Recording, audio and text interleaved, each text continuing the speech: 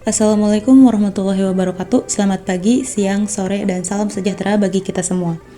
Yang terhormat Ibu dosen serta rekan-rekan mahasiswa yang saya banggakan, puji dan syukur kita panjatkan kehadirat Allah Subhanahu wa taala karena atas rahmat dan hidayahnya kita dapat berkumpul dalam forum presentasi ini, meskipun secara daring melalui platform YouTube. Tak terasa kita sudah berada di bulan Ramadan yang penuh berkah. Semoga ibadah puasa kita hari ini diberi kelancaran dan keberkahan. Bagi yang menjalankan tetap semangat, dan bagi semua semoga tetap dalam keadaan sehat dan bersemangat dalam menuntut ilmu. Baik, pada kesempatan kali ini saya akan mempresentasikan PowerPoint yang berjudul Peran Bimbingan Konseling dalam Pengembangan Kurikulum. Materi ini sangat menarik dan tentunya relevan dengan bidang yang kita pelajari. Tanpa berpanjang lebar, saya akan langsung memulai presentasi ini. Kita semua tahu bahwa kurikulum adalah elemen utama dalam sistem pendidikan.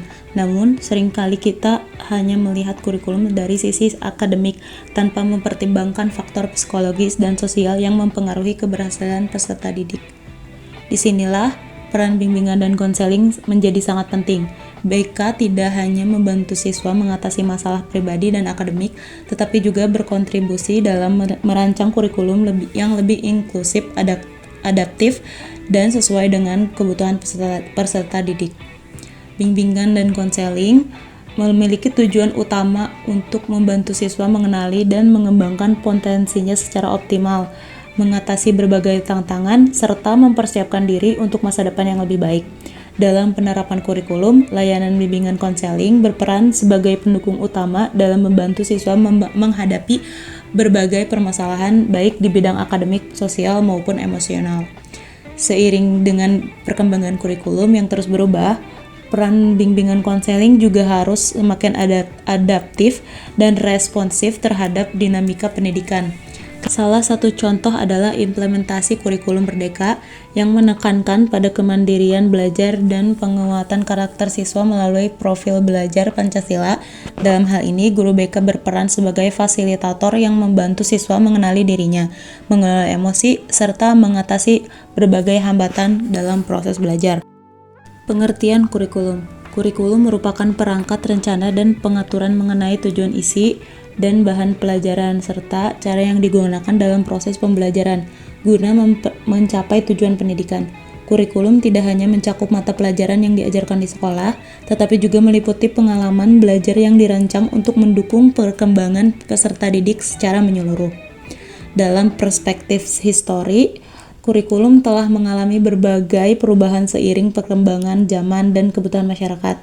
Awalnya, kurikulum bersifat tradisional dengan fokus pada penghafalan dan penguasaan materi akademik. Namun, seiring berjalannya waktu, pendekatan modern menekankan pada perkembangan keterampilan, pemecahan masalah, dan kemampuan berpikir kritis. Menurut para ahli, kurikulum memiliki definisi yang berbeda-beda. Yang pertama, Hilda Taba mendefinisikan kurikulum sebagai rencana pembelajaran yang tersusun secara sistematis dengan tujuan untuk meningkatkan proses belajar mengajar. Yang kedua, Rob Taylor menganggap kurikulum sebagai alat untuk mencapai tujuan pendidikan yang dirancang dengan mempertimbangkan kebutuhan peserta didik, lingkungan sosial, dan nilai-nilai yang berlaku. Yang ketiga, John Dewey berpendapat bahwa kurikulum adalah pengalaman belajar yang diberikan oleh sekolah yang bertujuan untuk membentuk individu yang dapat beradaptasi dengan kehidupan masyarakat. Kurikulum juga memiliki beberapa komponen utama, antara lain, yang pertama, tujuan pendidikan. Tujuan pendidikan menentukan hasil akhir yang ingin dicapai dalam pembelajaran. Yang kedua, isi dan materi pembelajaran, menentukan materi yang akan diajarkan sesuai dengan tingkat pendidikan dan kebutuhan peserta didik. Yang ketiga, strategi pembelajaran, menentukan metode dan pendekatan yang digunakan dalam proses belajar mengajar. Yang keempat, evaluasi pembelajaran, proses penilaian untuk mengukur pencapaian peserta didik terhadap tujuan pendidikan. Dengan demikian, kurikulum bukan hanya sekedar daftar mata pelajaran, tetapi juga mencakup berbagai aspek yang berkontribusi terhadap perkembangan peserta didik, baik dari segi akademik, sosial, maupun emosional. Oleh karena itu, penting untuk terus melakukan inovasi dalam pengembangan kurikulum agar dapat memenuhi tuntutan zaman dan kebutuhan peserta didik. Peran bimbingan dan konseling dalam kurikulum adalah memberikan layanan yang mendukung perkembangan peserta didik secara optimal, baik dalam aspek akademik, pribadi, sosial, maupun karir. Bimbingan konseling berfungsi sebagai bagian integral dari sistem pendidikan yang membantu peserta didik mengatasi hambatan belajar, meningkatkan keterampilan emosional, serta merencanakan masa depan mereka. 7. Peranan bimbingan dan konseling dalam pengembangan kurikulum. Peran BK dalam pengembangan kurikulum. Yang pertama, membantu menyesuaikan kurikulum dengan kebutuhan peserta didik. Layanan bimbingan konseling berperan dalam mengidentifikasi kebutuhan peserta didik melalui asesmen psikologi dan akademik.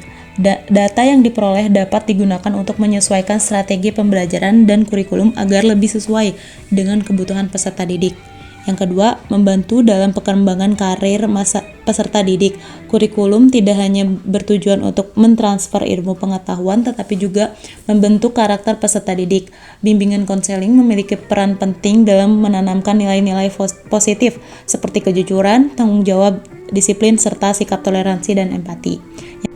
Yang ketiga, contoh implementasi program bimbingan karakter di sekolah yang mengintegrasikan nilai-nilai moral ke dalam mata pelajaran dan kegiatan ekstrakurikuler. Yang keempat, mengembangkan strategi pembelajaran yang inklusif. Bimbingan konseling berperan dalam memastikan bahwa kurikulum dapat diterapkan kepada semua peserta didik, termasuk mereka yang memiliki kebutuhan khusus. Melalui layanan bimbingan konseling, guru dan tenaga pendidik dapat memahami pendekatan yang paling sesuai untuk peserta didik yang berbeda. Yang kelima, contohnya penyediaan layanan konseling khusus bagi peserta didik yang berkebutuhan khusus agar mereka dapat mengikuti pembelajaran dengan optimal. Yang keenam, membantu peserta didik dalam pengambilan keputusan akademik dan karir. Salah satu tujuan utama bimbingan konseling adalah membantu peserta didik dalam merencanakan masa depan akademik dan karir mereka. Dengan layanan konseling karir, peserta didik dapat memperoleh wawasan mengenai berbagai pilihan karir serta jalur pendidikan yang sesuai. Yang ketujuh, contoh, sekolah mengadakan sesi bimbingan karir untuk membantu peserta didik memilih jurusan yang sesuai dengan minat dan bakat mereka. Implementasi peran bimbingan konseling dalam kurikulum.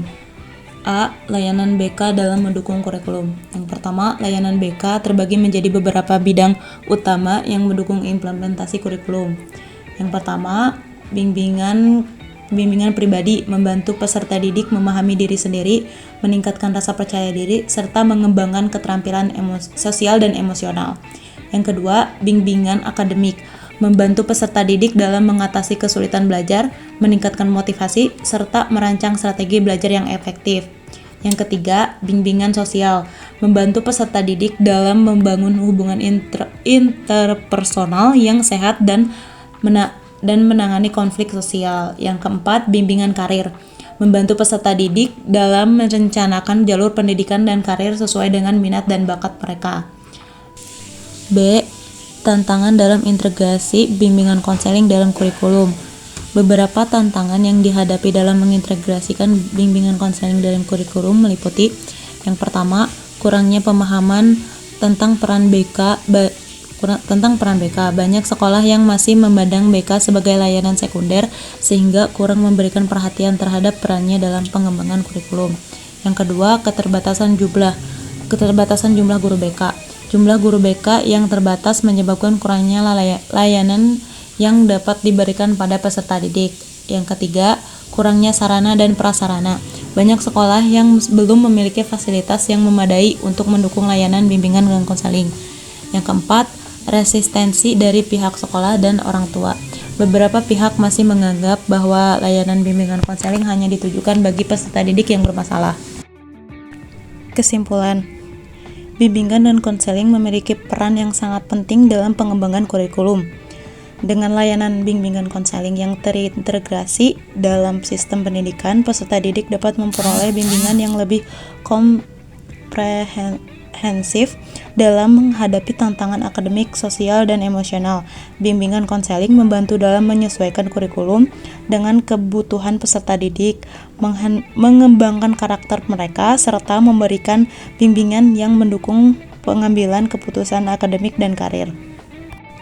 Layanan bimbingan konseling juga memastikan bahwa strategi pembelajaran yang diterapkan dalam kurikulum bersifat inklusif dan responsif terhadap kebutuhan semua peserta didik, termasuk mereka yang memiliki kebutuhan khusus.